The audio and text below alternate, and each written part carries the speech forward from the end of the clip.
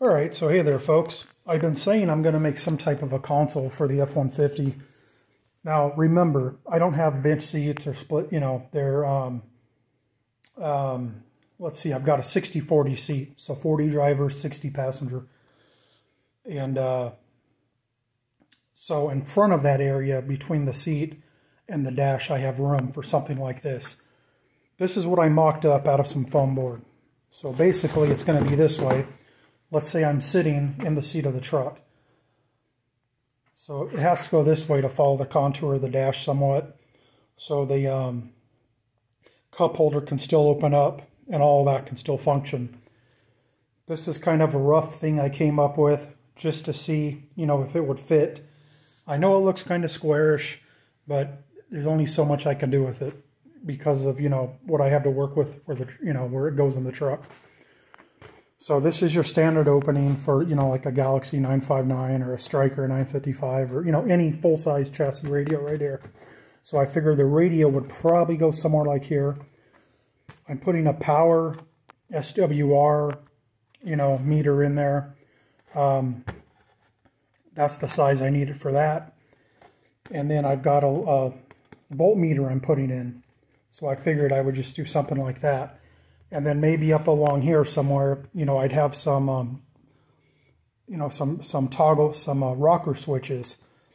Perhaps one would turn the amp on. One may, work something basically like the new trucks. A lot of the new Fords, they have the upfitter switches either in the center console or up on the roof. I guess a lot of new vehicles have them now where you can add your accessories, but everything's there. Well, I figure I can put a nice clean row of rocker switches here, maybe like 4 of them. And, that way I don't have to drill any holes in my dash or do anything else anywhere in the vehicle. This can be a main, thing. So I think that'll work out pretty good. So that's what I kind of came up with. Kind of ugly. It'll look better once it's in the truck. So I just got done making basically that out of some particle board here. And so this will be the part that goes up against the dash. So we'll go ahead and get this flipped around here. So it's kind of like that. And the reason I need it so high is because if I decide to put a Striker 955 in there, I need the extra room for that amp section on the back of it here. And I have to, even with the 90-degree, coax L there, I still need enough room for the coax and everything. So that's why it has to be so high. Ideally, if the truck just had, 2 bucket seats, I could build a whole console like a lot of the guys do and put cup holders and all the other stuff in there. But I like my seats the way they are. So here's what I kind of came up with. So this will go up against the seat, as you're sitting. This will be driver side, passenger side top. And then, I kind of radius that a little bit just to make it look a little cleaner. The front can be open. You're not going to see it anyway, So what I'm thinking is, all the wires are probably going to enter through the front here where you're not going to see them. Of course, this is where the radio will go, my meter, possibly my little voltmeter. We'll see the switches. I have to see exactly if I'm going to do it like that or change it. And, of course, the amp will go in the back under the seat. That'll be remote operated right here. And I'm thinking about an external speaker because if the radio's in there, I'll still probably be able to hear it out here, but it might be muffled. And an external speaker here probably wouldn't be great. It's going to be up against the seat.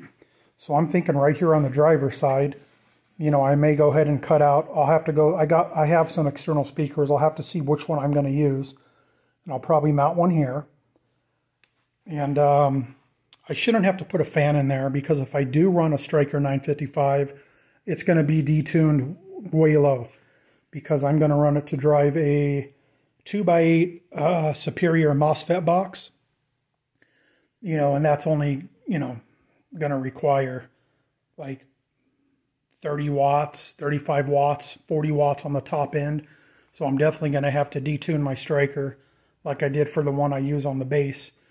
if I do that, I may use a Galaxy 955. I'm not sure. We'll see. I do have both of the radios, but we'll see which one I'm going to go with. It won't matter because it's still going to fit. But I'm probably going to do some type of an external speaker here. And I did buy some, I wanted to get the matching tan carpet, speaker box carpet. Stuff I ordered, it was supposed to be tan, but it came gray. I'm going to see if I can use it. If I can use it, that'll be fine. If not, maybe I'll go ahead and get some tan. But I was going to go, do this with the speaker box carpet. It's pretty easy to work with and make it look pretty good. Either that, or I could, I could hit it with the Rust-Oleum truck bed texture like I use on the amp and radio covers.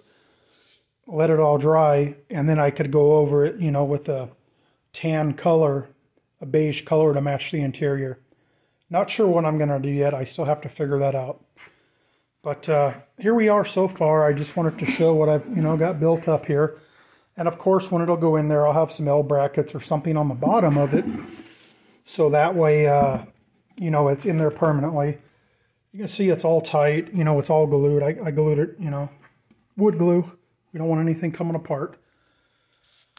All right, folks. Thanks for watching. That's part 1. And I'll fill you in on part 2 when I get there.